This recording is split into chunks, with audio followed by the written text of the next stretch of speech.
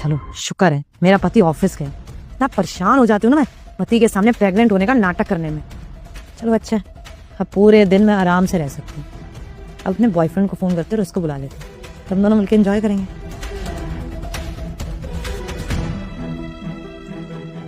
Hello baby, baby तुम घर आ जाओ, मेरा पति ऑफिस चला गया। हाँ मैं वेट कर रही तुम्हारा, लव यू। फिर उसका बॉयफ्रेंड घर पर आ जाता है और दोनों मस्ती करने लगते हैं।